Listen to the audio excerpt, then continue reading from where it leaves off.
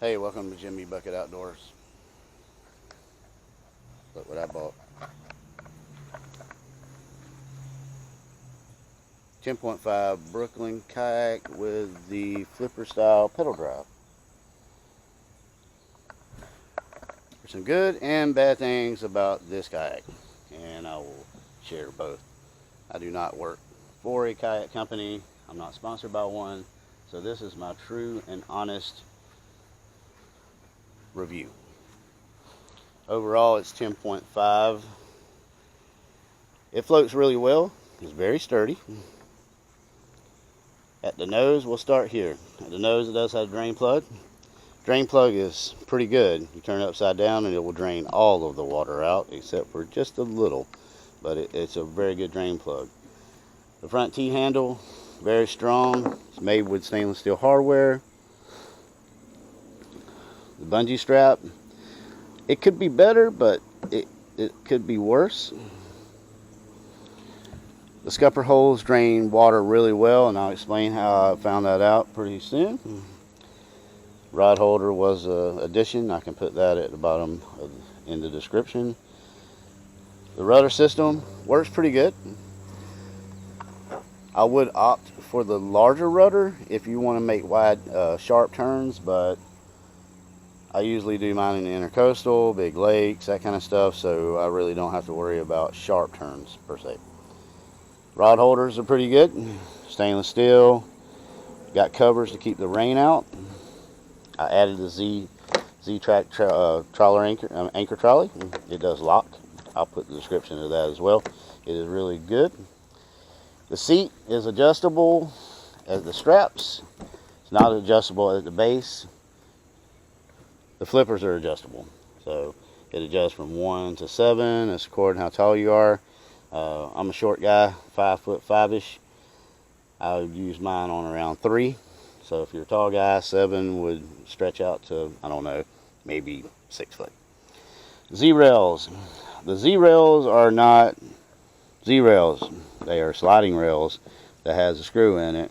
And if you want to put this kind of mount that has the T-bar in the middle, then you're going to have to take this apart and take this cap off, slide it in, put the cap on. Don't know how aggravating that would be for you, but it took me about 10 minutes. It's got a back T-strap, also stainless steel hardware. It has 2 handles on the sides, molded, which is pretty good for picking up and putting on the cart. The rudder deployment system does not come installed, but it's not really hard. It's super easy.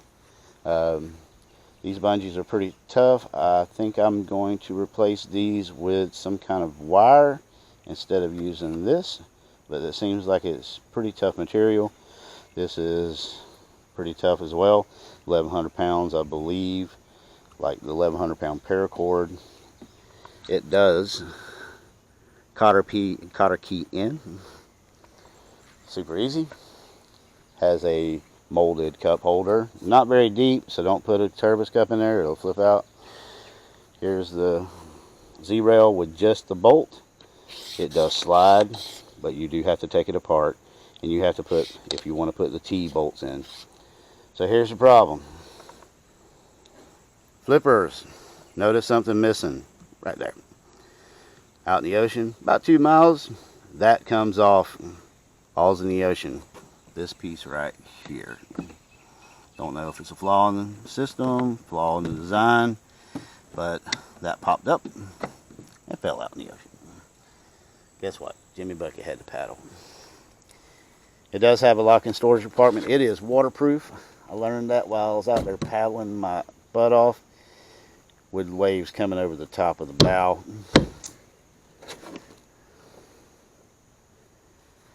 It is a total of 10.5. It's made by Brooklyn Kayak.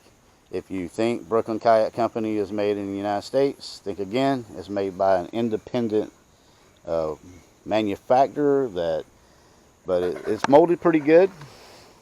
I did have to modify the seat because it was a little long, but that wasn't a problem. Just aluminum, cut it, put the cap back on. Paid $1,000 for it, so I got a pedal drive kayak for $1,077. That was tax and all. That was like a 15% discount. I'll put the link in the description. Maybe they still have that discount on.